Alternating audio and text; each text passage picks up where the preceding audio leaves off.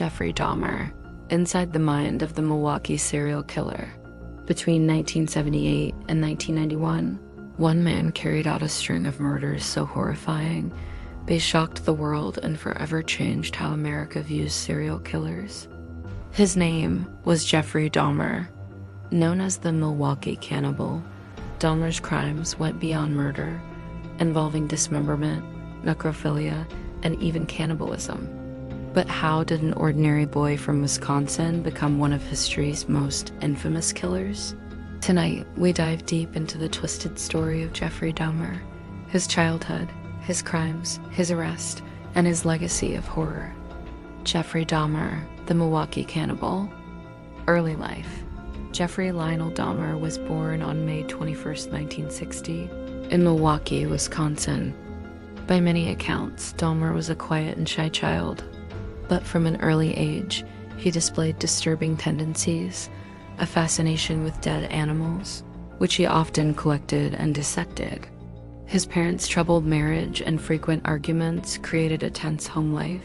By the age of 14, Dahmer had begun drinking heavily, a habit that would spiral throughout his life. Friends and neighbors recalled a boy who seemed socially isolated, disconnected, and increasingly withdrawn. By the time he entered high school, Dahmer's odd behavior became more apparent. He would perform bizarre pranks, mimicking seizures and cerebral palsy to get attention. But beneath the mask of humor and eccentricity, darker urges were growing. The first murder, in 1978, shortly after his parents' divorce, Dahmer committed his first murder.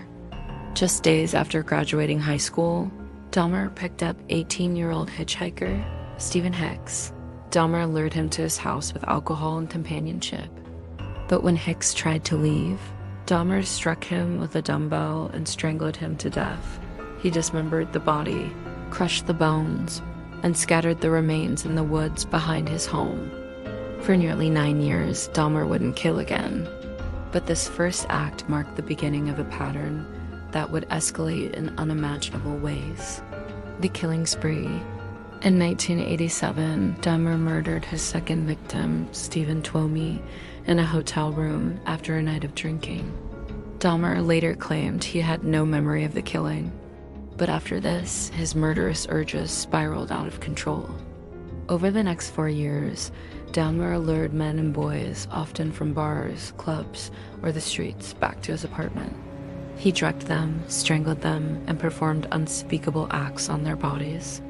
Dahmer's apartment became a chamber of horrors. Police would later discover dismembered body parts, preserved skulls, and even a large barrel filled with acid where he dissolved remains. But what shocked the world most was Dahmer's admission to cannibalism. He confessed to eating parts of some victims, claiming it made him feel they would always be with him. Escapes and missed opportunities. Dahmer's crimes could have ended earlier, if not for police oversight. Several times, victims managed to escape, but authorities failed to stop Dahmer. One of the most infamous cases was that of 14-year-old Konorak Synthesomphone. In May 1991, the boy fled Dahmer's apartment, bruised and drugged. Neighbors called the police, begging them to help. But Dahmer convinced officers that Konorak was his adult lover, intoxicated after a fight. Incredibly, police escorted the boy back into Dahmer's apartment. Within hours, Dahmer killed him. This catastrophic failure by law enforcement allowed Dahmer to continue his killing spree. The arrest. On July 22, 1991, Dahmer's reign of terror finally ended. Tracy Edwards, a would-be victim, managed to escape from Dahmer's apartment in handcuffs. Flagging down police, Edwards led officers back to the apartment. What they discovered inside was beyond comprehension. Severed heads in the refrigerator, organs in the freezer, and photographs documenting the dismemberment of victims.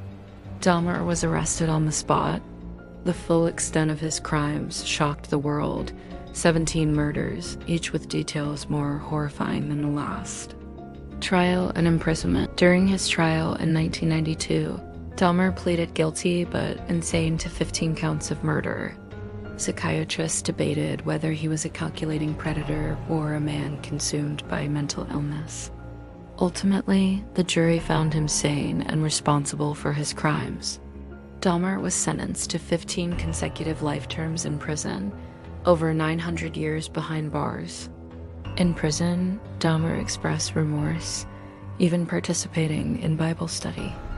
Some viewed his behavior as sincere, while others believed it was another manipulation.